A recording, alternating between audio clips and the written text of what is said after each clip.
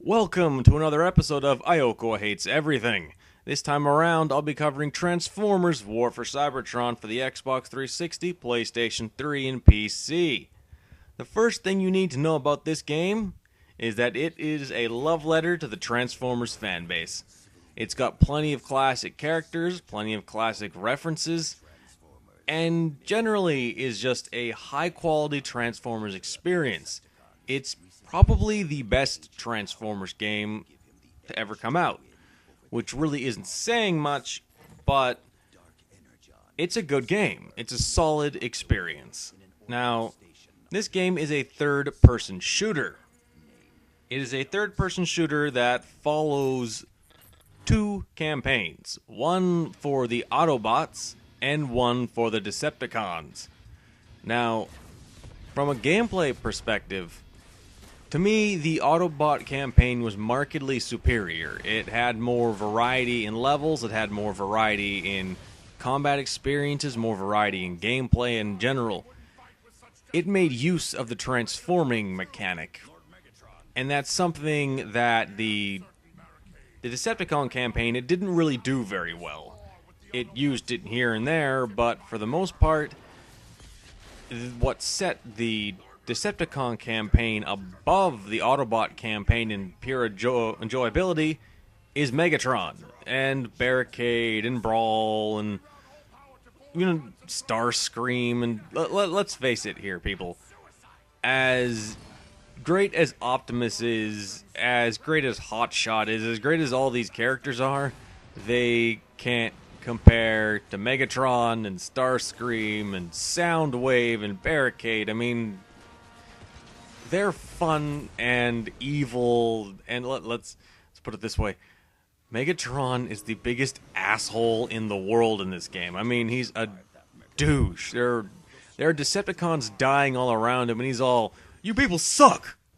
Why aren't you winning? You're my team! Stop sucking ass! You work for Megatron! And Megatron is awesome!" I mean, he spends half the game talking about himself in the third person. Not as much as, Megatron from Beast Wars talking to his little hand in the first season, but yeah. It's the Autobots are, they're the stereotypical characters. You got Peter Cullen playing Optimus as pretty much John Wayne with, synth on his voice, and you've got Hotshot, who's the brash young Autobot and all that stuff. And I don't know, the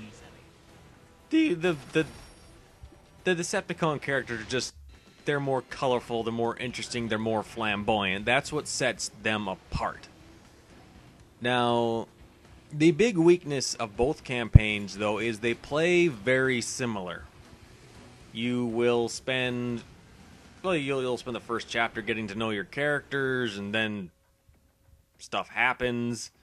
And at the end of each one, you fight a big giant transformer.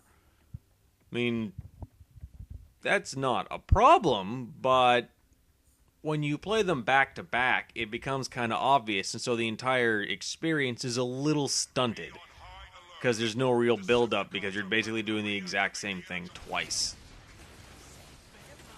Now, from a gameplay perspective, it's a very basic third-person shooter. There's nothing really all too special going on. I mean, yeah, I'm playing as Starscream here. I could conceivably, turn myself into a jet and fly around shooting them, but it's an enclosed space and there's really no point.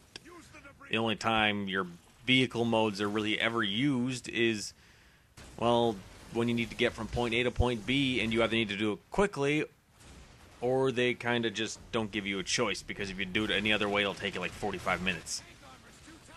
Or you can't do it at all. So generally, the game is not 100% perfect when it comes to its use of the Transformers mechanic. I mean, yeah, it's got all the classic characters. Yeah, it has, the characters transform. But I don't know, there's not really much point to the transformation. In all honesty, like, I'll just give you an example. In the Decepticon campaign, I transformed into Megatron's tank mode about 3 times. I mean, that's a little pathetic. I mean, but that's the key thing about the series. They're robots in disguise. In this, they're pretty much just robots with guns. I mean, I'm not complaining because I'd rather I didn't want to really play a driving game or anything like that, but you know what I mean. It's just, yar. Use the mechanic a little better. I don't know, whatever. Anyways, that's pretty much it for the gameplay problems.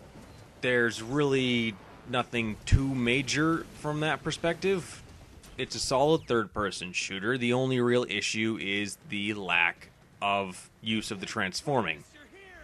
That's pretty much it.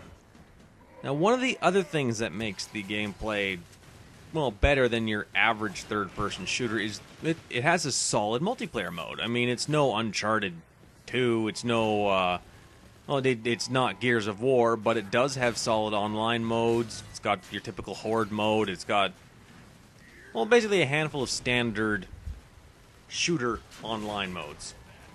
It's fun, it's enjoyable, there's plenty of characters, it's class-based. It's a great experience. I mean, it really made me play the game longer than I would have under normal circumstances. I mean, because the campaign is only about 6 hours long, maybe closer to 10 if you aren't rushing through it. It's not a massive experience, which can lead to some shortcomings here and there. Now, the gameplay, I said, is solid. It has plenty of references to the classic series, and there's one big unfortunate thing about the game, and that's the voice acting. It's solid for the most part. It's actually quite good with, well, I don't like Peter Cullen's Optimus Prime, but I'm willing to admit he plays the character well. He has a definite understanding of who Optimus is. Not the greatest actor in the world. In fact, his acting is quite terrible, but he is Optimus Prime. And yeah, I think Gary Chalk did a better job as Optimus Prime. Yeah, I think David Kaye did a better job as Optimus, but Peter Cullen is Optimus. No ifs, ands, or buts about it. Which brings me to my next point. I'm a firm believer that if you're going to bring in Peter Cullen, there's one other actor that is required. Not you should get, is required. Frank Welker. Yes, Frank Welker. The original voice of Megatron. I mean, he's just as iconic, if not more so, than Optimus Prime. I mean, the Megatron just isn't the same without that gravel... Well, basically, without that I swallowed razor blades for breakfast voice. I mean, that's Megatron. I mean, that is the classic Megatron, and Fred Tatasciore does an admirable job as Megatron, but Frank Welker would have been so much better. On the topic of Fred Tatasciore, and bad voice acting choices in general for the game, because there's quite a few weird ones, Fred plays Saren in the Mass Effect series, and he is one sinister-sounding son of a bitch.